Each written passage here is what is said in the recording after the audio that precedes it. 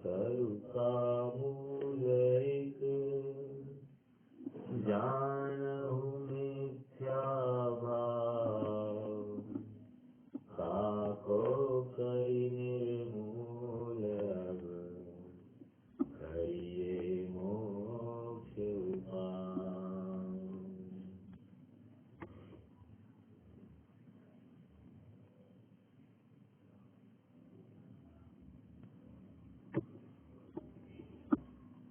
एक सती आनंदमती की गाथा का एक थोड़ा छोटा सा छंद है, बहुत अच्छा है। वैसे तो सब कुछ अच्छा है, मैं एक छंद सुना देता हूँ। चिंतामणि सम दुर्लभ नर भव नहीं, में फंस जाने को। ये आनंदमती अपने माता पिता को कह रही है, और किसमें भोगों में उसकी शादी की चर्चा चल रही थी और इसने ब्रह्मचर्य धारण कर लिया था, तो माता पिता को कैसे समझा रही है। चिंतामणि सम दुर्लभ नर भव नहीं, में फंस जाने को। यह भव हमें सुप्रेरित करता, निजानंद रस पाने को। भोगों की अग्नि में यह जीवन हवन नहीं होगा, क्षणिक सुखाभासों में शाश्वत सुख का दमन नहीं होगा। निज का सुख तो निज में ही है, देखो सम्यक ज्ञान से। सती शिरोमणि अनंतमती की गाथा जैन पुराण से। बहुत ही मार्मिक है, आप मतलब पढ़ने जैसी बात है। यहाँ पर वो इतनी छोटी सी बच्ची है, क्या उम्र होगी, 15-20 साल की उम्र होगी। वो माता पिता को क्या कह रही है, क्या कह रही है। चिंतामणि सम दुर्लभ नर भव, चिंतामणि सम दुर्लभ नर भव नहीं, में फंस जाने को। कहाँ फंस जाना है भैया, मतलब जितने भी इंद्रियों के विषय है, मन के विषय है, इनमें फंसने के लिए कुछ भी नहीं है। ऐसा मेरा चिंतामणि सम नर भव इन तुच्छ चीजों के लिए समर्पित नहीं हो सकता है। ये कितनी बड़ी बात कर रहे हैं। ठीक है, बात अपनी व्यवहाराभासी की चल रही है। व्यवहाराभासी में सम्यक चारित्र संबंधी अन्यथा रूप, उसका पहला भाग जो चला, वहाँ पर क्रियाओं के माध्यम से मोक्ष मार्ग की कल्पना कर बैठा है और परिणाम की कुछ खबर नहीं है। परिणाम सुधरने बिगड़ने का कोई यत्न नहीं है। कोई की क्रिया ऊंची है, कोई क्रिया नीची है, कोई बैलेंस नहीं है जीवन में। तो कह रहे कि इसका तो 0% मोक्ष मार्ग चल रहा है। सम्यक चारित्र की बात नहीं, वो कह रहे कि सम्यक चारित्र का आभास भी नहीं है। आभास, देखो दो बातें, एक आभास मतलब पॉसिबिलिटी, और एक पॉसिबिलिटी का भी कोई चांस नहीं है। ये पॉसिबिलिटी का चांस नहीं है, आभास भी नहीं है। फिर दूसरा प्रकरण चल रहा है, वहाँ पर क्रिया उत्कृष्ट है, परिणाम भी तदनुकूल उत्कृष्ट ही है, तो भी मोक्ष मार्ग ही नहीं है। क्या प्रॉब्लम है, अभिप्राय में भूल है। ठीक है, और इसलिए यहाँ पर एक बहुत बढ़िया छंद समझदार कलश का सुनाया गया। वहाँ कह रहे हैं कि तुम पंचाग्नि तपते हो तो तप लो, तुम महाव्रत आदि धारण करते हो तो धारण कर लो, लेकिन सुनो, यदि तुम मात्र किसी चीज को इष्ट अनिष्ट जानकर ये सब कर रहे हो तो तुम संसार में ही भटकने वाले हो। और दूसरी बात महत्वपूर्ण ये कही कि ज्ञान से रहित तुम ये सब साध रहे हो, तो कह रहे ज्ञान हुए बिना तुम्हारा आचरण यथार्थ तो हो ही नहीं सकता। और ज्ञान का अर्थ यहाँ पर सम्यक ज्ञान है। देखिए सब आप थोड़ा सा ऊपर का पैराग्राफ को नोट करेंगे, वहां पर भी लिखा था, क्या कहा था, सम्यक चरित्र में सम्यक पद का अर्थ अज्ञान पूर्वक आचरण की बात है। और बराबर नीचे कलश का थीम भी जो है, ज्ञानम ज्ञान गुणम विना कथमपि प्राप्तुम क्षमन्ते नहीं। मतलब ज्ञान हुए बिना तुम्हारी सारी क्रियाएं, दैट इज उस समय तदनुरूप परिणाम भी कोई विशेष कार्यकारी नहीं है। बहुत बड़ा दम लगता है ये सब कहने के लिए। आप थोड़ा सा इमेजिन कीजिए कि कोई अपने सामने परफेक्शनिस्ट है, अब उसकी भूल निकालनी है, ये थोड़ा समझना आपको ये हम क्या कर रहे हैं, हम इतना इमेजिन शायद कर नहीं पा रहे होंगे, लेकिन यहाँ पर कह रहे कोई परफेक्शनिस्ट है। जैसे मान लीजिए अमिताभ बच्चन सामने खड़े हैं, एग्जाम्पल दे रहा हूँ, और वो केबीसी का एंकरिंग कर रहे हैं, और एंकरिंग करते करते कोई उनको कहे नहीं ऐसा नहीं बोलना है, ऐसा बोलना। बोला अरे भाई वो मुझे सिखाएगा, अरे मैं सोच वो कहेगा भैया, मतलब ये ऐसी बात है। आप मतलब विचार कीजिए, एक मैंने साधारण उदाहरण दिया है, और थोड़ा सा एक जस्ट फॉर एक अंडरस्टैंडिंग, जैसे हमको थोड़ा सा ज्ञान हो गया, थोड़ा सा मतलब थोड़ा शास्त्र अभ्यास की विशेषता हो गई, और थोड़ी क्रियाओं में भी अनुकूल तदनुरूप हमारी प्रवृत्ति चालू हो गई।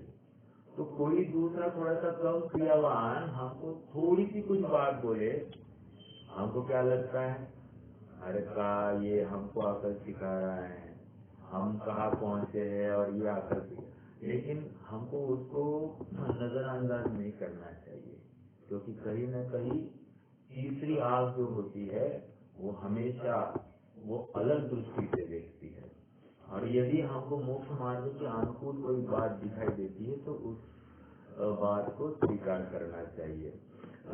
मैं इतनी बात क्यों कह रहा हूँ, इतनी बात इसलिए आ गई क्योंकि ये जो क्रिया का आचरण और परिणाम की तदनुरूपता है, इसके माध्यम से किसी की भूल ढूंढकर निकालना और कहना भैया तुम्हारी भूल हो रही है, ये अपने आप में बहुत बड़ा बल लगता है कहने के लिए।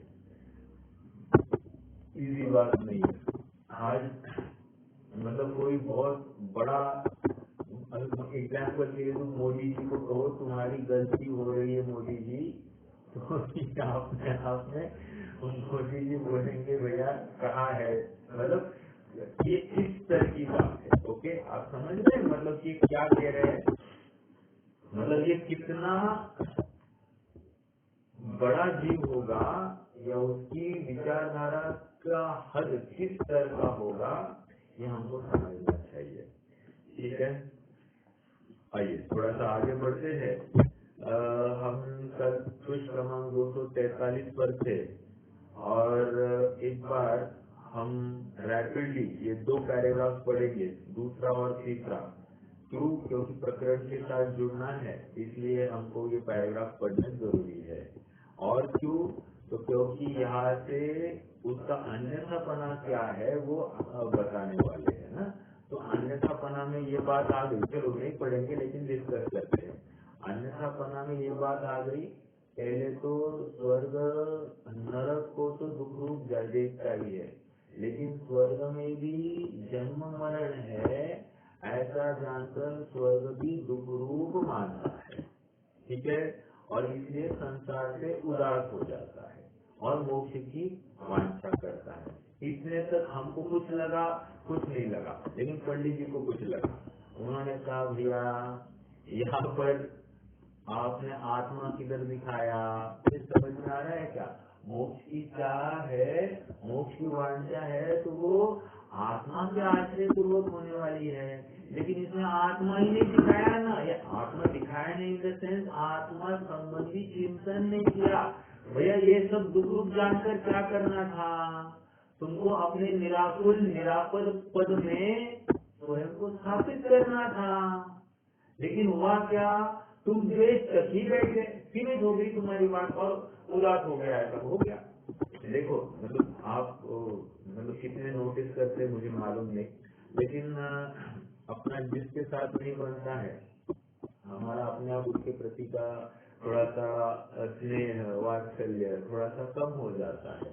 तो जो कम हो गया है ना, अपने आप समझना कि ये द्वेष है, बट इसी अपेक्षा से हमको उसको लेकर कुछ भी अभी फर्क पड़ता नहीं है। मैं किसी अपेक्षा लगा रहा हूँ, तो वो अपेक्षा है ना, फर्क नहीं पड़ रहा है, तो ये कह रहे कि उसके प्रति ना राग है ना द्वेष है। मैं मोटा मोटा कह रहा हूँ, अंतरंग में अगर झाँक कर देखे तो वहाँ पर द्वेष दिखाई देगा। और मान लो कोई अपने लिए बहुत उत्साही हो, अनुकूल हो, तो उसके प्रति अपने आप में राग पनपता ही पनपता है।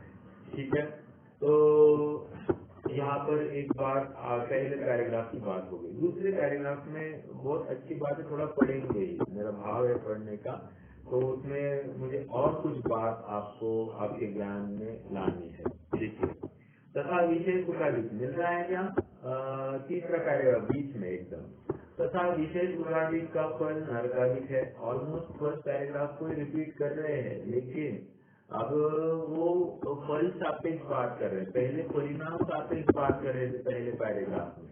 दूसरे पैराग्राफ में यहाँ पर विषय सुख की वांछा करना, विषय सुख में रमना, विषय सुख में रमने की परिणाम करना, उससे क्या मिलता है, नरक मिलता है। ये इस तरफ से बात है, बंद की तरफ से बात है। तथा विषय सुखादिक का फल नरकादिक है, शरीर अशुचि विनाशिक है, पोषण योग्य नहीं है, कुटुम्बादि स्वार्थ के सगे है, इत्यादि परद्रव्यों का दोष विचार कर उनका तो त्याग करते हैं। ठीक है, यहाँ पर क्या लिखना, इसमें 2 लाइन पे लिख दीजिए, अनिष्ट भावना, अनिष्टपना भाषित हुआ उसको, ये इन सब द्रव्यों में अनिष्टपना। ओके, और व्रतादिक का फल, अब देखो थोड़ा सा, अभी इसका एंटी ऊपर के साथ में मिलान करना, और व्रतादिक का फल स्वर्ग मोक्ष, ऊपर क्या कहा है, विषय सुखादिक का फल नरकादिक। मिल रहा है क्या, आप कोरिलेट कर रहे होंगे, आप चाहो तो ऐसा करना, विषय सुख को ए करिए और व्रतादिक के फल को स्वर्ग मोक्ष कह दीजिए, ए डैश ऐसा कीजिए, मतलब आप ये दीज आर कोरिलेशन। ओके, आगे शरीर अशुचि विनाशिक है, शरीर अशुचि है, तो यहाँ पर तपस्चरणादि पवित्र है। मिल रहा है क्या, वहाँ पर अशुचिपना देखा, यहाँ पर पवित्रपना देखा।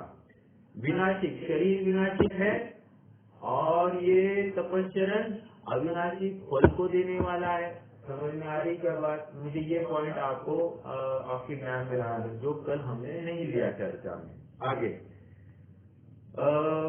पोषण योग्य नहीं है, अब यहाँ पर कह रहे उनके द्वारा शरीर का शोषण करना योग्य है शरीर पोषण करने योग्य नहीं है, और यहाँ पर उसका नेगेशन के रूप में क्या कर रहे हैं, अब कह रहे कि शरीर शोषण करने योग्य है। शोषण मतलब खूब बात आदि के माध्यम से तपस्चरण करो,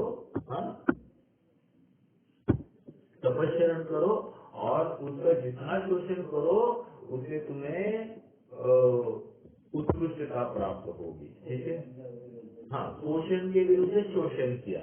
ओके, आगे लास्ट पॉइंट क्या था, तथा नहीं, कुटुम्बादि स्वार्थ के सगे है, कुटुम्बादि स्वार्थ के सगे, यहाँ पर क्या है, देव गुरु शास्त्रादि हित करी, मतलब कोई स्वार्थी दिखा उसके परे ये कौन है, ये निरपेक्ष बंधु, निरपेक्षो बंधु विदित महिमा, मंगलकरम। तो क्या कह रहे हैं यहाँ पर निरापेक्ष बंधु, मतलब देव शास्त्र गुरु परम हितकारी। किसकी अपोजिट? ये घर वाले सब नौटंकी। ये क्या है? ये परम स्वार्थ के सभी, ठीक है। इत्यादि परद्रव्यों के गुणों का विचार करके, ऊपर क्या लिखा? इत्यादि परद्रव्यों के दोषों का विचार करके। यहाँ पर इत्यादि परद्रव्यों के गुणों का विचार करके, ओके, उन्हीं को अंगीकार करते। अंगीकार करना मतलब इष्ट मानना। ऊपर का क्या था? उनका तो त्याग करते है। त्याग क्यों किया? अनिष्ट जानकर त्याग किया, इष्ट जानकर ग्रहण किया, ओके।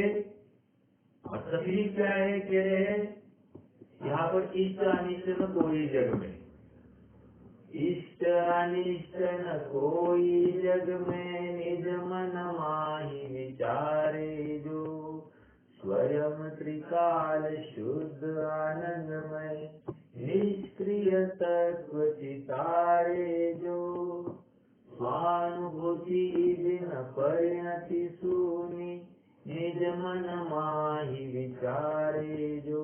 कितनी बड़ी बात है, स्वानुभूति बिन परिणति सूनी। कितनी बड़ी बात, मतलब हमको ये शब्दों का भी भाव वर्धन हुआ ना। आप देखना परिणाम इतने मंद होते हैं और भाव भीने हो जाते हैं, रुचि आ जाती है अपने आत्म तत्व में। हाँ भैया बोलिए। पंडित साहब का है अपने रविंद्र जी का। हाँ ब्रह्मचर्य, हाँ ब्रह्मचर्य द्वादशी क्या है? एक मिनट मैं आपको, हाँ मैं आपको ये कर दूंगा। ब्रह्मचर्य द्वादशी है शायद।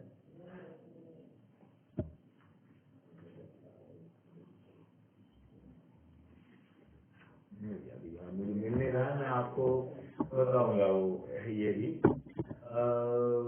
लेकिन रविंद्र जी पंडित जी का है ये, तो बहुत भाव बिना है और बहुत अच्छे अच्छे उसमें परिणाम बनते हैं। मतलब ये बृहद जिनवानी द्रव्य क्या है वो?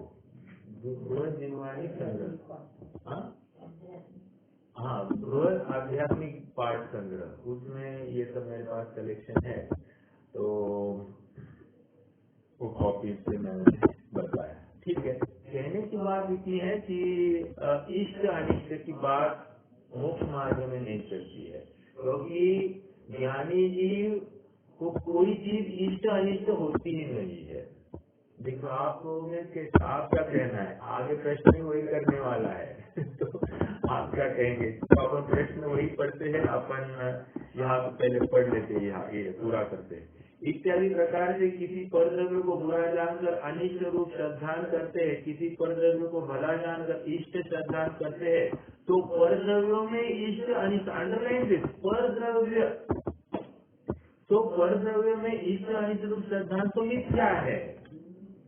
क्या होना चाहिए था फिर से?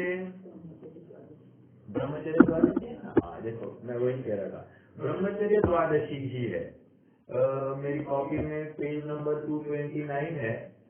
और ब्रह्मचर्य की अद्भुत महिमा आज बताओ भली भली, बहुत मार्मिक है, बहुत बढ़िया है। और परिणाम सुधरे बिना नहीं रहेंगे। जिसको जिसको सुधरना है उसको उसको पढ़ना है, ठीक है। एटलीस्ट उतने समय के लिए हम अपना लेवल बढ़ गया होता है, ये पक्की बात है। मेरे प्रारंभिक काल में मैंने ये चरण पूरा याद किया था, तो मुझे अच्छे से याद है। हमारी मासी जी आई थी और मासी जी को हम डेली सुबह वो गाने के लिए कहते थे। और श्रेयांश छोटा था तो श्रेयांश भी सुनता था, श्रेयांश का भी याद हो गया था उनका सुन के। तो बहुत मार्मिक है और परिणाम बहुत ही धीमे भाव धीमे हो जाते हैं। मैं ये शेयर करूंगा आपको चाहे तो आपको भी तो मैंने बताई दिया। चलिए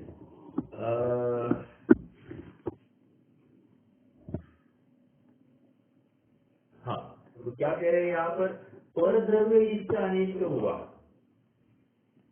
यहाँ पर पर द्रव्य मेरे लिए सुखकारी नहीं है ये निर्णय करके जो सुख रूप है ऐसा निज द्रव्य में स्थापित करना था स्वयं को, वो नहीं किया ना काम। तो मात्र पर द्रव्य में इष्ट अनिष्ट का बाइफर्केशन करके तुमने क्या साधा, पर द्रव्य का ही लक्ष्य, परलक्षी परिणाम ही रहा ना, कहाँ स्वलक्षी परिणाम हुआ।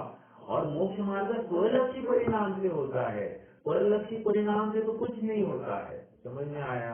भले ही वो परिणाम में मंदता हो, नो प्रॉब्लम, लेकिन यहाँ पर कह रहे हैं कि स्वलक्षी परिणाम मतलब यहाँ पर अभिप्राय में भी स्व में स्वत्व, वो डाला की क्या बात है, पर द्रव्यंते भिन्न आत्म में रुचि, वो रुचि शब्द बहुत इंपॉर्टेंट है, वो रुचि ही सब काम करा रही है। ठीक है, आइए थोड़ा सा अब अगला प्रश्न लेते, बहुत बढ़िया है, इम्पोर्टेंट प्रश्न है। वो पंडित साहब का प्रश्न का भी पंडित साहब जितना ही पंडित साहब तुल्य होशियार है और तुल्य भी वो पंडित साहब स्वयं ही है क्योंकि उनका अभ्यास ही उस जाति का है, तो प्रश्न भी साधारण नहीं है और पूरे तार्किक प्रश्न है, ऐसे उटपटांग प्रश्न नहीं है कि उसका कोई बेस नहीं है।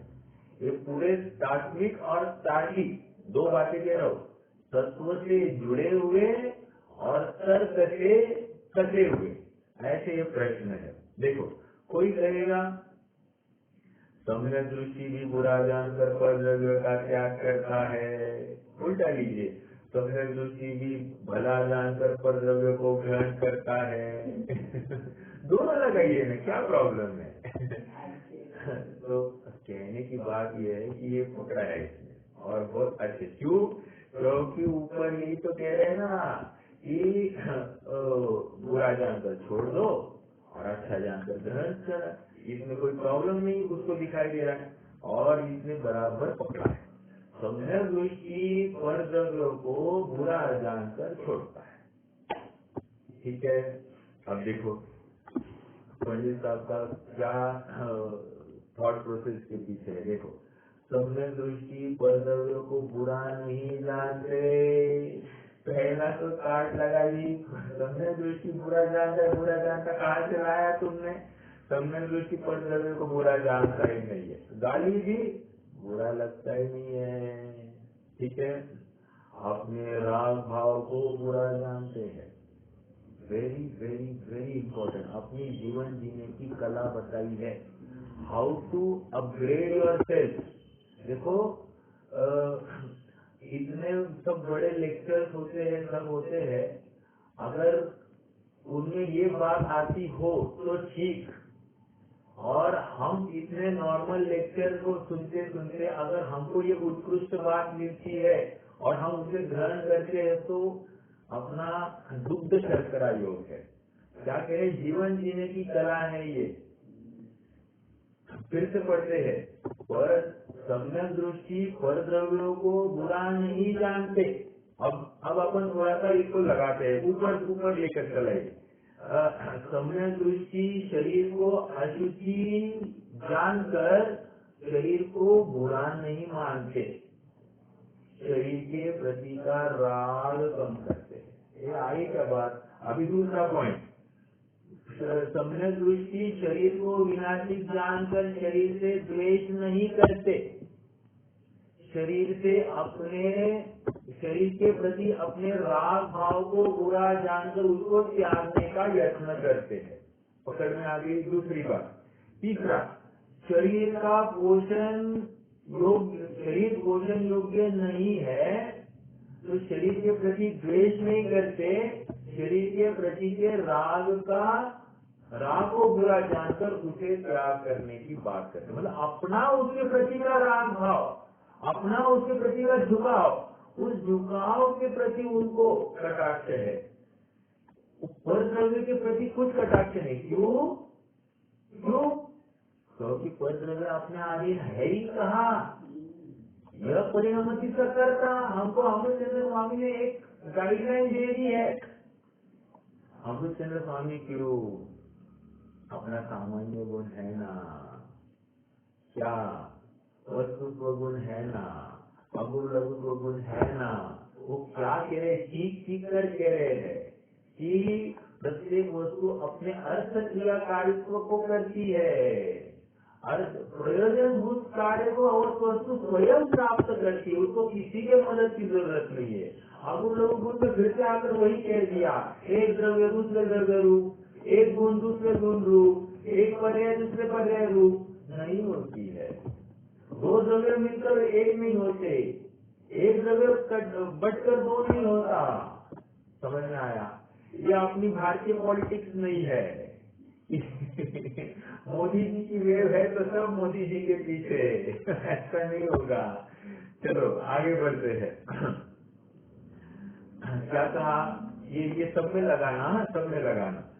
सम्यक दृष्टि परद्रव्यों को बुरा नहीं जानते। अब उल्टा लगाना, सम्यक दृष्टि परद्रव्यों को अच्छा नहीं जानते, अपने राग भाव को बुरा जानते हैं। मतलब जो अपना परद्रव्यों को अच्छा मानने रूप जो भाव है, उस राग भाव को बुरा जानते हैं और आप राग भाव को छोड़ते हैं। समझ में आ रही क्या बात? ये बहुत बड़ी बात है। आज मान लीजिए अपने को बहुत फायदा हो गया व्यापार में, तो फूल के पप्पू हो गए, तो कह रहे कि नहीं, ये मेरा परद्रव्य की वजह से मेरा सुख नहीं है, ये मेरी कल्पना के अनुसार परद्रव्य परिणामा है, इसको लेकर मुझे सुख हुआ है। मतलब निष्कर्ष मेरा जो परद्रव्य में जो राग भाव था उसकी पूर्ति हो गई, या मेरी कल्पना के अनुसार वो कार्य की सिद्धि हो गई, तो मुझे सुख हुआ ऐसा भाषित हो रहा है। मतलब हुआ कार्य परद्रव्य से नहीं हुआ है, कार्य तो मेरी काशायिक कल्पना की पूर्ति होने से हुई है। ये समझ में आया है? मैंने बात देखो, एक एग्जाम्पल देता और मुझे अपेक्षा है कि मेरा लड़का सीए बन जाए, ठीक है? तो वो जब तक अभी 3, 4, 5 साल अभी वो उसका जब तक नहीं होता है वो सीए, तो निरंतर एक अजपा जाप चल रहा है मेरे अभिप्राय में। क्या? लड़का सीए हो जाए, लड़का सीए हो जाए, लड़का सीए हो जाए, लड़का सीए हो जाए, और चल रहा है अजपा जाप है, अबुद्धिपूर्वक है।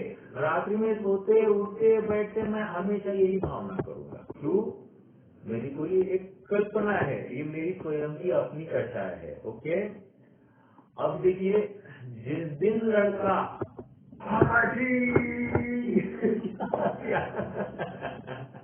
जिस दिन वो आ जाए ऐसा करके, तो मैं कितना गदगद होऊंगा। देखो, एक कल्पना भी, एक इष्ट की कल्पना भी अपने को रोमांच खड़ा करा देती है। तो कहते हैं कि ये जो कल्पना है अपने आप में वो मुझे सुखद क्यों लग रही है, तो वो लड़का ये हो गया इसके लिए नहीं हो रही है बात। वो मेरी जो अजपा जाप जितने दिन से वो कंटिन्यूअसली बढ़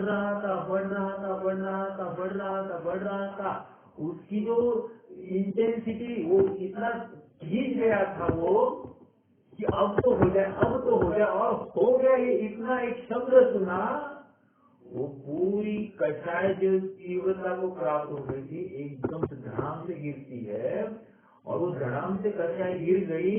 उस समय में मुझे खुशी प्रकट होती है। अब भ्रम ये जीव ऐसा पालता है कि बच्चा सीए हुआ और द्रव्य की वजह से मैं सुखी हुआ। अब ये उसका भ्रम हो गया। वो हुआ कैसे है सुखी? अपनी कषाय की इंटेंसिटी जो पाइला हो रही थी 4-5 साल के लिए, वो अचानक 0 हो गई। अब वो जो इंटेंसिटी कम हो गई है, वो कषाय का बोझ जिसके माथे पर था वो गया है ना, उससे ये सुखी हुआ है। ये समझ में आया है? This is logic. और हम क्या सोचते हैं कि हम परद्रव्य से सुखी या दुखी होने की कल्पना करते हैं। परद्रव्य ने ऐसे किया तो मैं सुखी, परद्रव्य ने वैसे किया तो मैं दुखी। ये मेरी रंग भरी दृष्टि है। समझ में आया?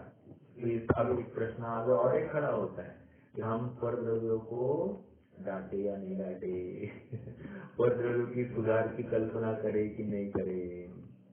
तो यहाँ पर ये है कि योग्य बात जो है अपनी भूमिका के अनुसार योग्य बात तो बताई जाएगी, माने तो शाबाश, नहीं माने तो उसकी होनहार ऐसी है, ऐसा जानकर हम तो तत्व निर्णय करें कि ये परद्रव्य मेरे अधीन नहीं है, ये परद्रव्य मेरी मानेगा नहीं, ऐसा मानकर ही उसको सलाह देना। समझ में आ रहा है क्या? तब जाकर काम थोड़े से अपयश भी हमको आकुलता देता नहीं है। ओके, देखो फिर से बहुत बड़ी बात है ये, मतलब आप कितना इसको आप पा रहे हैं मैं नहीं समझता हूँ, लेकिन बहुत बड़ी बात पंडित साहब ने यहाँ पर रखी है। हाँ, इसलिए मतलब ये मोक्ष मार्ग प्रकाशक को आप ना अपने आप में ये आता है ना, विद्वज्जन विजानाति विद्वज्जना परिश्रमम्। एक विद्वान ही दूसरे विद्वान का परिश्रम कितना है वो जान सकता है। जैसे एक डॉक्टर ही दूसरे डॉक्टर का परिश्रम वो आंक सकता है, तो फिर एक डॉक्टर ही आंक सकता है कि वो दूसरा डॉक्टर इतनी फीस क्यों ले रहा है। समझ में आ रहा है क्या?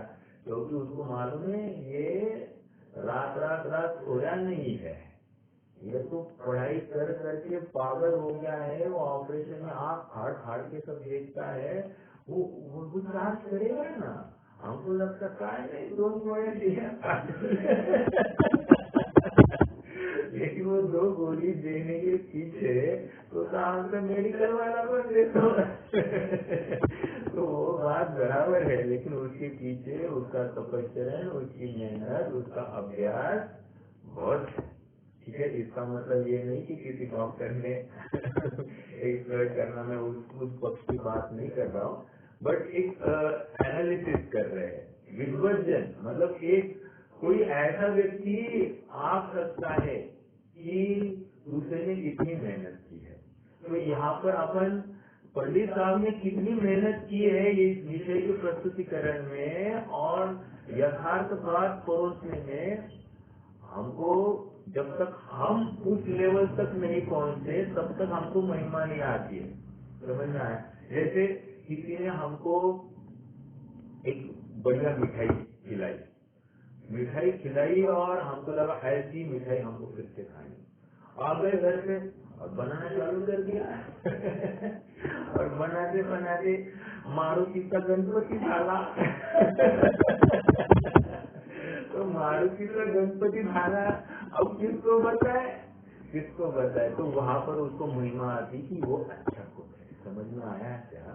मतलब उसको उसके मेहनत का परिचय होता है। समझ में आई? तो ये यहाँ पर कह रहे हैं, क्या कह रहे हैं? सम्यक दृष्टि परद्रव्य को बुरा नहीं जानते, अपने राग भाव को बुरा जानते हैं, अपने राग भाव को छोड़ते हैं। अपने राग भाव को बुरा जानकर उस राग भाव को छोड़ना है, परद्रव्यों को हटाना जुटाना नहीं है रे बाबा। और ये जीव क्या करता, पहले मुझे बीमारी हो गई, मुझे कोरोना बांटो, पहले कोरोना के पीछे लग गया, तत्व ज्ञान से चूक गया। ये समझ में आया? नजर हटी दुर्घटना घटी, अर्थात तत्व ज्ञान तत्व निर्णय करने का अवसर से चूक गया ये। समझ में आ रही है बात? और फिर क्या करता है?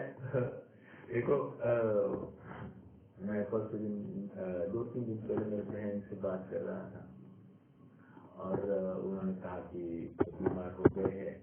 तो उन्होंने मुझे सब सिम्टम्स बताया कि 2 दिन में ये होता है, तीसरे दिन में ये होता है, फिर चौथे दिन वो कफ आदि चलता है, 5वें दिन फिर ड्राई कफ होता है, 7वें दिन सब ठीक होता है। तो इस 7 दिन का उसने शेड्यूल सुनाया मुझे। कहने की बात ये जीव उन परद्रव्य संबंधी अभ्यास अच्छे से करता है, लेकिन सुखी होने के लिए कह रहे कि परद्रव्य का अभ्यास करके परद्रव्य को हटाने या जुटाने का कोई यत्न नहीं करना है।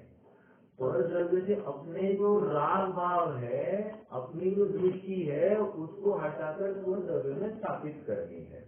बस इतना ही करना है, तुम्हारा काम हो जाएगा। जब तक पर द्रव्य के संबंधी तुम्हारा राग भाव होगा, राग के साथ द्वेष भी लेना, द्वेष के साथ इष्ट अनिष्ट बुद्धि ये लगाना।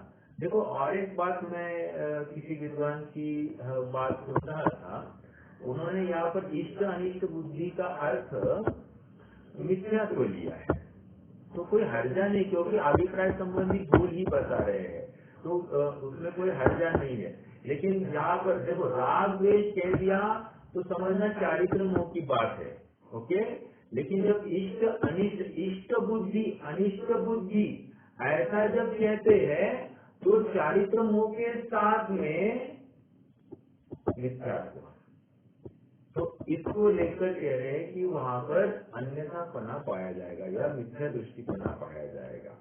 ठीक है, तो अपने राग भाव को छोड़े, इसलिए उसके कारण का भी त्याग होता है।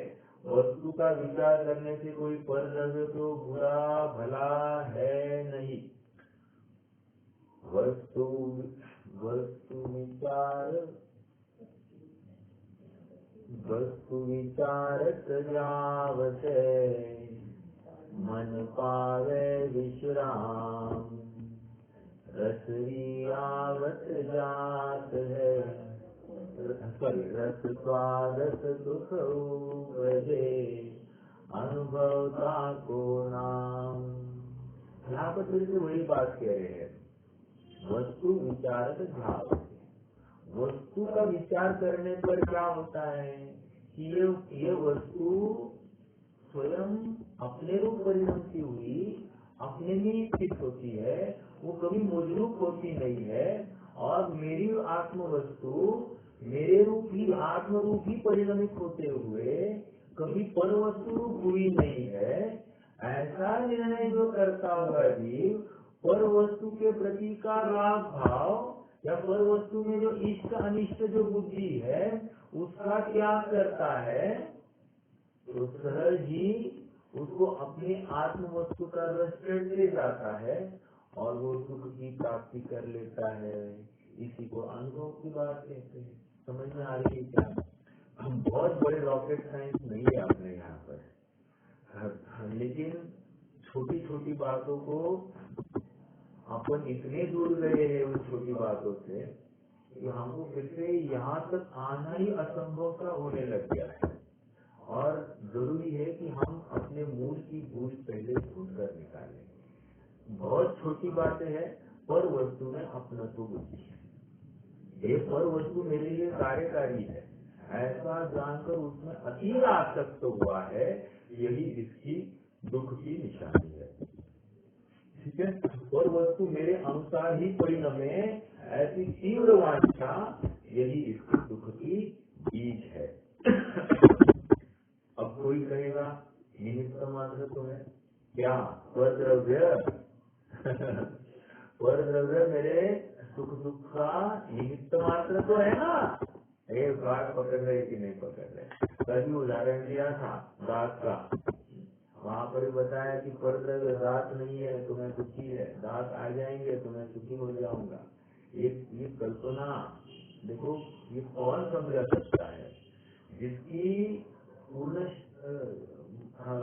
इतनी दृढ़ता हो गई है कि ये मैं इस पंचेंद्रिय के माध्यम से जीता ही नहीं हूँ, ये हो तो ठीक नहीं हो तो ठीक, ऐसा जो निर्णय करके आगे बढ़ा है और स्व वस्तु में स्थापित हो गया है, वही ये सब मतलब किसी को समझाने के लिए पात्र है और स्वयं समझने के भी योग्य है।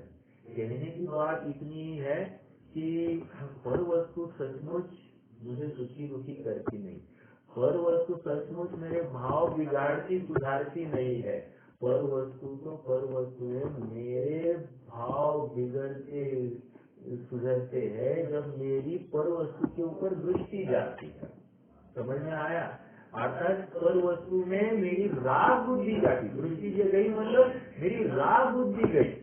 ठीक है, जैसे होता है ना, बहुत बार होता है कि किसी को देख लिया अचानक गुस्सा आ जाता है, किसी को देख लिया अचानक राग हो जाता है, मतलब उसके प्रति क्यों बच्चा उसको पुचकारने की भाव होते हैं और किसी बच्चे को देखकर एकदम ऐसा लगता है कि लंबा लंबा, तो ये क्यों हो गया? ये कह रहे हैं कि वो पर वस्तु को इष्ट अनिष्ट की कल्पना कर दी। समझ में आया? हाँ, अब देखो निमित्त मात्र है ये कह रहे। अब मेरा पहला प्रश्न क्या है, निमित्त का परिभाषा क्या है? निमित्त देखो, फूलचंद जी सिद्धांत शास्त्री एक विद्वान हुए और उन्होंने एक निमित्त की बहुत अच्छी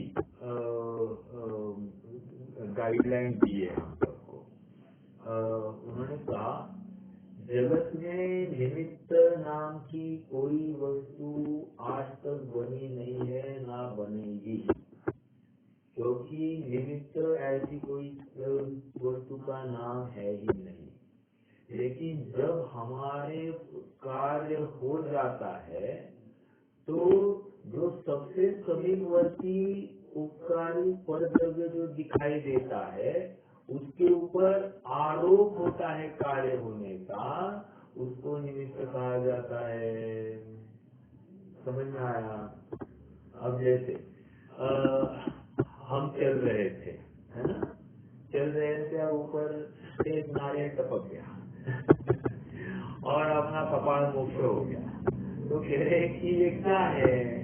तो कह रहे निमित्त कि हम चल रहे थे बराबर वहीं पे वो नारियल गिरने को और हम वहां पहुंचने को, और जो कुछ हुआ, तो कह रहे ये जो कुछ हुआ ये निमित्त, नारियल वहां पर निमित्त था। ओके, तो नारियल या कोई गड्ढा था, किसी ने गड्ढा खोद कर रखा था, उसमें गिर गए, तो निमित्त क्या हो गया? तेरे गड्ढे में गिर गया। तो गड्ढे में गिर गया तो आप देखकर चल सकते थे, और निमित्त नाम की कोई वस्तु नहीं है।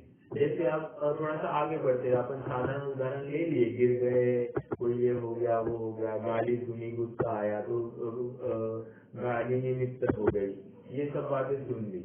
अब यहाँ पर ये कह रहे हैं, मान लीजिए हमको सम्यक तो हो गया, और सम्यक हो गया तो क्या निमित्त कहेंगे? देव शास्त्र गुरु, देव शास्त्र गुरु के निमित्त से कार्य हुआ। तो सच में देव शास्त्र गुरु ने सम्यक तो कराया क्या? तो कह रहे नहीं, यहाँ तो इसके कर्म का उपशम हुआ, दर्शनों का प्रशस्त उपशम और चारित्रमों का अप्रशस्त उपशम जब हुआ तब जाकर तो काम हुआ है। तो कह रहे ये भी एक निमित्त होगा। कर्मों का गड़बड़ होना, कर्मों का भी उपशमित होना, ये अपने आप में निमित्त है। जब तक कर्मों का उपशम नहीं होता है तब तक जीव को सम्यक तो नहीं होता है। तो ये भी एक निमित्त है। अभी दो निमित्त की बात थी, अब दोनों निमित्त को भिड़ा दो, भैया कौन किसने काम कराया? तो कह रहे निमित्त तो बड़ी बड़ी चीज है भैया। निमित्त क्या कर सकता है? जब उपादान ही जागरूक नहीं हुआ है तो निमित्त क्या कर सकता है? समझ में आया? जब मिट्टी स्वयं उपादानगत ताकत रखती है कि मैं घड़े रूप परिणमित हो जाऊं, फिर वो मिट्टी क्यों नहीं घड़े रूप कन्वर्ट हो रही है? तो कह रहे हैं उसके लिए उसकी काल लब्धि नहीं है, या फिर उसको यथार्थ निमित्त नहीं मिला है, या फिर उसकी तत्समय की योग्यता नहीं है। समझने की बात यह है कि जब भी कार्य होना है तो ये पांचों समय वहाँ पर हाजिर होंगे। मान लीजिए मुझे आज 1,00,000 रुपए मिलने हैं, तो 1,00,000 रुपए मिलने के लिए मुझे 1,00,000 रुपया देने वाला भी स्वयं होकर हाजिर होगा। उसको ऐसे भाव होंगे कि मैं इसको 1,00,000 रुपए दूं, एक बात। दूसरी बात, मेरे वैसे तदनुरूप साकार कर्मों का उदय होना चाहिए, तब तक वो सामने आकर खड़ा नहीं हो सकता। मान लीजिए सामने आकर खड़ा है लेकिन मेरे कर्मों का ही उदय नहीं है मेरा झोला ही फटा है, तो मैं उसके 1,00,000 लेने में भी समर्थ नहीं हूँ। समझ में आया? एक आता है ना, तुष्टो ही राजा यदि सेवकेभ्य भाग्यात् परं नैष ददाति किंचित् अहर्निशो वर्षति वारिवाः पत्रं पलाश तृतीये तथापि। क्या आया?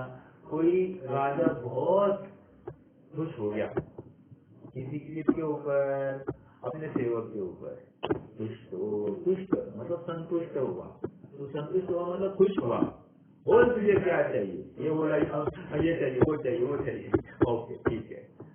लेकिन भाग्यात् परम नैष ददाति किंचित। लेकिन ये इतना खुश होकर भी वो उसको देने में समर्थ नहीं है, क्योंकि उसका भाग्य होना चाहिए। जब तक उसके सामने वाले का भाग्य नहीं, ये देने में समर्थ नहीं है, यूं कहिए इसके भाग्य में उसको देने योग्य नहीं है, ये देने में समर्थ है। तो कहीं से भी लगाइए, कोई प्रॉब्लम नहीं है।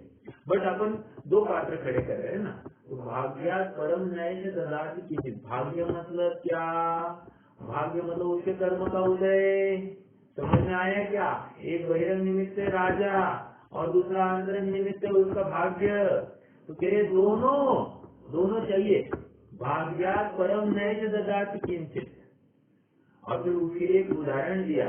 क्या उदाहरण दिया? रात्र दिवस पानी बरस रहा है, लेकिन पलाश का एक पेड़ है, उसको 3 ही पत्ते आते हैं। वर्षाले पानी 3। एक कहावत ही है। तो ये कहावत का किसका परिचायक है कि स्वभाव में कुछ भी नहीं किया जा सकता, या फिर उसका अब यहाँ पर इस प्रकरण में उदय उसका ये है, तो बाकी कोई कुछ देने के लिए समर्थ नहीं है। भोज राजा की भी कथा बहुत प्रसिद्ध है, हमने काफी बार सुनाई भी है। अभी फिर से सुनाता हूँ। ये क्यों निमित्त में मैं ये सुनाना चाह रहा हूँ। देखो क्या है, एक बार भोज राजा की ये थी बात कि उनके राज्य में सभी संस्कृत के विद्वान थे। कहार मतलब कौन? जो डोली चलाता है। तो कहार को भी संस्कृत में बात करनी थी, मतलब कहार भी विद्वान थे उनके राज्य में। और कोई आया, भोज राजा को एक संस्कृत में एक श्लोक, कोई बात सुनाई, राजा खुश, राजा ने पैसे लुटा दिए। ले भाई ऐश कर, इतना पैसा देता था। तो मंत्री मतलब वित्त मंत्री बोल रहा बजट के बाहर जा रहा था। तो ये मैंने बजटाइज नहीं किया ये एक्सपेंडिचर, आप जरा ज्यादा ही स्पेंड कर रहे हैं, तो इससे अपना खजाना खाली हो जाएगा सर।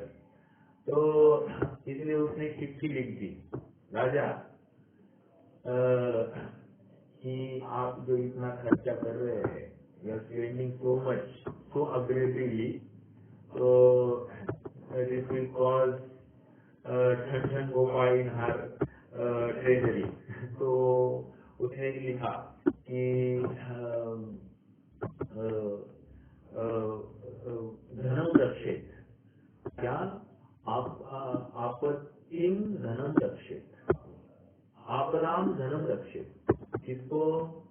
राजा को एक चिट्ठी लिखी, आपदा आएगी ऐसा विचार करके तुम धन को संभाल के रखो। राजा ने पलट कर जवाब दे दिया, श्रीमताम पुत्र आपदा। देखो कोई बावड़ी है, बावड़ी कितना ही पानी निकालो, नाराज होती है, परेशान होती है नहीं, क्योंकि और आते रहता है, जितना सींचो उतना आते रहता है। यदि नहीं सींचा जाए बावड़ी में से पानी, तो उसके जो इनलेट है वो चोक अप हो जाते हैं, है ना। अभी वो जिसने भी अभी पानी अभियान चलाया, तो उन्होंने जो कुछ किया, बस वो इनलेट को क्योर किया, तो अपने आप फिर से पानी भरने लग गया बावड़ियों में। बट कहने की बात यह है कि श्रीमताम पुत्र आपदा, तो मतलब श्रीमताम मतलब जो अच्छा करने वाले जीव है, उनको कभी आपदा नहीं आती है। ओके, तो या फिर यूँ कहिए कि जो पुण्यवान जीव है उनको आपदा नहीं, ऐसा लगाइए। तो फिर पलट कर फिर से वित्त मंत्री ने एक लेटर भेज दिया कि क्वचित यथाम भाग्यात्, कह रहे कि तुम्हारे भाग्य में कदाचित हो सकता है ऐसी बात? तो राजा ने फिर से पलट के जवाब दिया, संचितोपि विनश्यति। संचितोपि विनश्यति मतलब जितना इकट्ठा किया है आज तक वो भी साफ हो गया, टुकड़ा साफ हो जाएगा। हाँ, मतलब तो राजा को इसमें क्या संदेश देना था? ये संदेश देना था कि आज वर्तमान में मेरे पास है तो क्यों ना मैं इसको परोपकार में लगाकर आज का तो काम कर दूं, शायद कल आपदा आएगी, उस समय में देने में समर्थ नहीं रहूंगा, तो आज ही अपने हाथों से देकर मैं फ्री हो जाऊं। ये देखो दो दृष्टिकोण होते हैं। एक दृष्टिकोण ये होता है कि संचित करो और जब आपदा आए तो देना, और एक दृष्टिकोण ये है कि आज ही देते चलो तो आपदा का कोई ठिकाना नहीं है, तो आज देकर अपने हाथ से फ्री हो जाओ। ठीक है, ये दो दृष्टिकोण है, अपने आप अपेक्षा है, इसमें कौन सा सही कौन सा गलत इसकी बात नहीं चल रही है, बट जहाँ जहाँ अवसर मिले हमको तो प्रवृत्ति करनी चाहिए। आ जाइए अपने प्रकरण में, प्रकरण तो चल रहा है निमित्त का, और तो मैं ये कह रहा था कि वो निमित्त भोज राजा की भी कथा निमित्त की आगे नहीं कही थी कि निमित्त यदि आया, मेरे पाप का उदय आया तो कोई ठगने वाला भी वहाँ पर सामने खड़ा होने वाला है, तो सब साफ करके जाने वाला है। समझ में आया? तो निमित्त आने के बाद में हमारा कुछ नहीं रहेगा। लेकिन यहाँ पर प्रश्न है, निमित्त पर द्रव्य निमित्त तो है क्या? मतलब पर द्रव्य का त्याग करना या पर द्रव्य के कारण से सुख बुद्धि दुख बुद्धि होना, ये तो कारण है कि नहीं है? निमित्त तो हुआ कि नहीं? तेरे बात तो ठीक है, पर द्रव्य से हमको सुख हुआ या दुख हुआ ये तो बात होती है, राइट, ओके। लेकिन किसको? जिसकी बहिर्दृष्टि है उसको, जिसकी आंतर दृष्टि है उसको कोई तकलीफ नहीं है। समझ में आ रही क्या बात? जिसकी अंतरंग दृष्टि है उसको कोई फर्क नहीं पड़ता है। आइए हम उत्तर पढ़ते हैं। पर द्रव्य कोई जबरन को बिगाड़ता नहीं है। जबरन को बिगाड़ता नहीं मतलब भाव बिगाड़ता नहीं है, ये समझना है। शब्दों को वहाँ पर मिसिंग शब्द भाव है। भाव बिगाड़ता नहीं है। पर द्रव्य कभी अपने को तो तकलीफ दे ही नहीं सकता। तो पर द्रव्य कोई जबरन को भाव बिगाड़ता नहीं है। अब पर द्रव्य में मतलब क्या? मान लीजिए शरीर में रोग हो गया है, पर द्रव्य मतलब क्या? स्त्री। पर द्रव्य मतलब क्या? पुत्र। पर द्रव्य मतलब क्या? रुपया। पर द्रव्य मतलब क्या? मोबाइल आदि। पर द्रव्य मतलब क्या? घर आदि। पर द्रव्य मतलब क्या? राजा आदि। पर द्रव्य मतलब क्या? आत्मा को छोड़कर बाकी सब चीजें पर द्रव्य। क्या कह रहे हैं? पर द्रव्य कोई जबरन तो भाव बिगाड़ता नहीं है। ये एक स्टेटमेंट 100 टाइम्स अपन जपे डेली एक माला ब्रह्मकार मंत्र के बदले। पर द्रव्य तो जबरन भाव बिगाड़ता नहीं, पर द्रव्य तो जबरन भाव बिगाड़ता नहीं। और वो रिपीटेशन होने लग गया, बोरिंग हो गई, तो क्या करना? ऐसा लेना, घर का हर सदस्य, श्रीपाल तो जबरन भाव बिगाड़ता नहीं, श्रेयांश तो जबरन भाव बिगाड़ता नहीं। ऐसा मतलब एक एक को, ये घर तो जबरन भाव बिगाड़ता नहीं, ये गाड़ी तो जबरन भाव बिगाड़ती नहीं, ये मोबाइल तो जबरन भाव बिगाड़ता नहीं, ये फोन तो मतलब किसका फोन आया जबरन भाव बिगाड़ता नहीं। ये लगाना, समझ में आया? क्यों? क्योंकि निमित्त मेरे लिए दुख का कारण नहीं है। ये कह रहे हैं अपने भाव बिगड़े तब वह भी बाह्य निमित्त है। क्या कह रहा है? सासू ने मुझे एफडी नहीं दी, मेरे नाम की प्रॉपर्टी नहीं करी, इसलिए सासू अच्छी नहीं है, ये बात नहीं।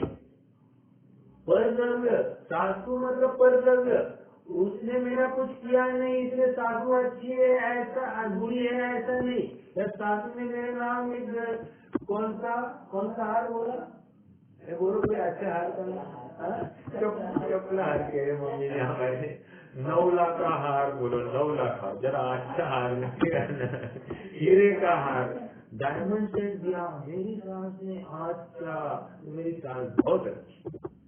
कहने की बात पर द्रव्य तो कोई अच्छा या बुरा होता है। मेरे भाव अच्छे या बुरे हो गए तो पर द्रव्य भी अच्छा या बुरा होने वाला है।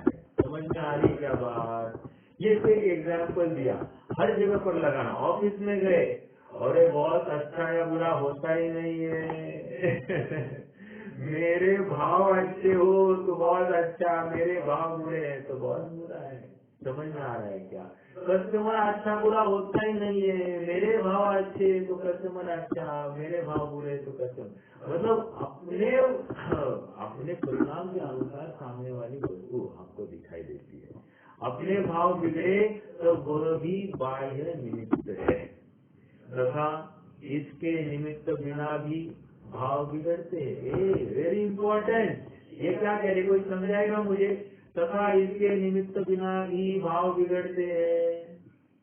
क्या मतलब? हाँ,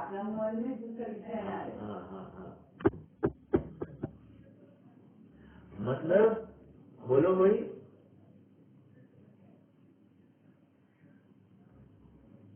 आज कोई प्रेयर नहीं है क्या?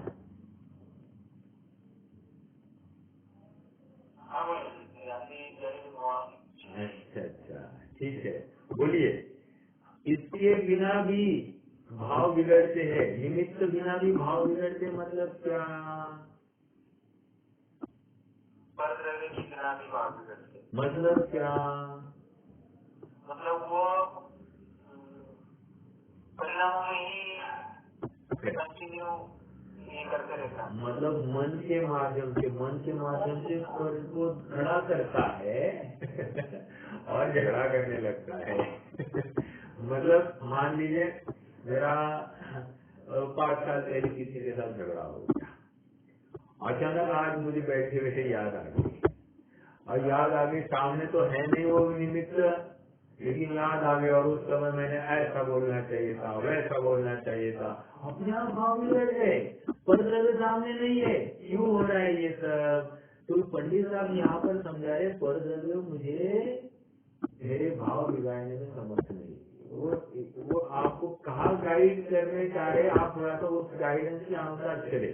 तो परद्रव्य नहीं हो तभी भी भाव बिगड़ते हैं ना तुम्हारे, तो इसका मतलब परद्रव्य से भाव बिगड़ते नहीं, ये समझ में आ रही क्या? सास हो आत्मा नहीं हो तभी भी तुम्हारे भाव बिगड़ते हैं क्या? आप बिगड़ते, तो इसका मतलब सास तुम्हारे भाव बिगाड़ने में समर्थ नहीं। समझ में आया? पत्नी लगाना, बेटा लगाना, पति लगाना, सब लगाना बेटी, मतलब परद्रव्य जब तक मेरे भाव बिगाड़ता नहीं। ओके, इसलिए नियम रूप से निमित्त भी नहीं है, सच्चा नियम नहीं है ये। इस प्रकार परद्रव्य का तो दोष देखना मिथ्या भाव है। ओ बहुत बड़ी बात है ना? परद्रव्य का दोष देना मेरे भाव बिगड़ने के लिए, परद्रव्य नहीं होता तो मैं आज सम्यक दृष्टि हो जाता, लेकिन परद्रव्य है ना, इसकी वजह से हटता हूँ। तो ये कह रहे हैं कि पर इस प्रकार परद्रव्य का तो दोष देखना मिथ्या भाव है। यहाँ पर परद्रव्य मतलब बहिरंग निमित्त की तरफ ही विशेष इनका अन्वेषा है। या अंतरंग निमित्त अर्थात कर्म के उदय की तरफ इनका कोई भी रोक नहीं है। ये तो कह रहे हैं कि परद्रव्य मतलब बहिरंग निमित्त। ओके, इतना ही लेना। रागादि ही बुरे हैं, परंतु फिर से अब ये कंक्लूडिंग क्या कह रहे, रागादि ही बुरे हैं। ही मतलब खुद है कल्पित, दूसरा कोई नहीं है। समझ में आया? रागादि भाव ही बुरे हैं, परंतु इससे ऐसी समझ नहीं है। किसी का माइक चालू हो गया है ना? माइक हाँ म्यूट कर दीजिए। प्रश्न है क्या किसी को?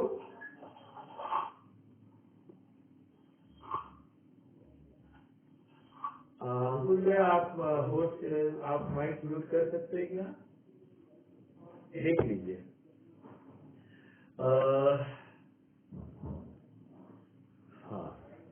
इस प्रकार परद्रव्य का तो दोष देखना मिथ्या भाव है। रागादि भाव ही बुरे है, परंतु इसके ऐसी समझ नहीं है। ठीक है, अज्ञानी की ऐसी समझ नहीं है। यह परद्रव्य का दोष देखकर उनमें द्वेष रूप उदासीनता करता है। उदासीनता तो हो गई, नो डाउट, लेकिन द्वेष रूप उदासीनता है। तो ये उदासीनता द्वेष रूप हो गई ना, दिस इज नॉट वैलिड। देखो, ज्ञानी की सहेली क्या है? उदासीनता। हाँ, साता की सहेली अकेली उदासीनता। लेकिन वो उदासीनता कौन सी? वो साता मतलब स्वभाव का आश्रय जिसको हुआ है, अपने आप वो परद्रव्य से उदासीन होता है, अर्थात परद्रव्य से सुखी या दुखी होने की कल्पना से परे हो जाता है, इसलिए उसको उदासीनता कह दिया। परद्रव्य का अवलंबन ही नहीं लिया, परद्रव्य में इष्ट अनिष्ट बुद्धि ही नहीं थी, इसलिए वो उदासीन। लेकिन इसने क्या किया है? परद्रव्य में अनिष्ट बुद्धि की, इसलिए ये उदासीन नहीं है। ऐसी उदासीनता ये क्लेशकारी है, ये दुख का कारण है। ओके, यह परद्रव्यों का दोष देकर उनमें द्वेष रूप उदासीनता करता है। सच्ची उदासीनता तो उसका नाम है कि किसी भी द्रव्य का दोष या गुण नहीं भाषित हो। ओहो, क्या है सच्ची उदासीनता? तो उसका नाम है कि किसी भी द्रव्य का दोष या गुण भाषित नहीं हो। देखो, हम हमेशा कहते हैं ना, किसी की मौत से हम चले जाएं और जाकर जब तक हम उस शव के साथ में उसको पहुंचा करने आते, तब तक हम क्या कहते हैं? कुछ ठिकाना नहीं, कभी भी कुछ भी हो सकता है रे बाबा, कभी भी कुछ भी हो सकता है। हो गई ये तो, जब तक वो डेड बॉडी को जलाते नहीं है तब तक ये सब बातें होती। जैसे ही वहां से आया, चल जल्दी भोजन को करो तो ये क्या है? स्मशान वैराग्य है। अर्थात ये सच्ची उदासीनता नहीं रही। अर्थात संसार में कुछ भी होगा ऐसा जो कहा था, वो तो बस एक प्रसंग सामने आया और प्रसंग के अनुरूप चला। अब नवीन प्रसंग सामने आया तो उस प्रसंग के अनुरूप चल रहा है, समझ में आ रहा है। तो at the end of day इसकी उदासीनता अच्छी नहीं है, मतलब अच्छी नहीं इन द सेंस इसके लिए कार्यकारी नहीं है। ओके, सच्ची उदासीनता तो उसका नाम है कि किसी भी द्रव्य का दोष या गुण नहीं भावित हो, इसलिए किसी को बुरा भला न जाने। पेज नंबर 244 मिल रहा है सबको। इसलिए किसी को बुरा भला न जाने, स्व को जाने, पर को जाने, पर से कुछ भी प्रयोजन मेरा नहीं है, ऐसा मानकर साक्षीभूत रहे, तो ऐसी उदासीनता ज्ञानी की ही होती है। रोहित भाई, अंडरलाइन दिस वर्ड। क्या? पर को जाने। मैंने जानबूझ के, आपने उस दिन प्रश्न किया था, इसलिए आपको मैंने ये किया। स्व को स्व जाने, पर को पर जाने, पर से कुछ भी प्रयोजन मेरा नहीं है, ऐसा मानकर साक्षीभूत रहे। मतलब पर को जान लिया, लेकिन पर को पर रूप जान लिया, साक्षीभूत होकर जाना, कोई प्रॉब्लम नहीं। पर को जानने का विरोध नहीं, पर को पर रूप जाना वेरी गुड, और साक्षीभूत रहा वेरी गुड। लेकिन पर को जानकर ये अच्छा ये बुरा ऐसा किया तो फिर वो प्रॉब्लम है। ठीक है, फिर वो राग ये बुद्धि आई और फिर वो उदासीनता नहीं है। तो ऐसी उदासीनता ज्ञानी के ही होती है। हाँ, समय तो हो गया है, कोई प्रश्न है तो रख सकते हैं, नहीं तो ये एक बिंदु अपना हो गया। और थोड़ा सा है यहाँ पर, 2-3 बिंदु और है। अभी पर्याय मूड ये जीव, उसकी चर्चा करेंगे। अब भाव बिगड़ने की बात आ गई थी, अब पर्याय में मूड है, ऐसी बात आएगी। ये तो बहुत ऐसा लगेगा कुछ गलती नहीं है, उस गलती को यहाँ पर, मतलब उस पॉइंट को यहाँ पर गलती के रूप में रखा जाएगा। ठीक है, देखते हैं कल। आज कोई प्रश्न है तो रख सकते हैं, नहीं तो जुड़वानी बोले कि पूछना था मुझे, बेसिकली लोग सपोज नोट जो है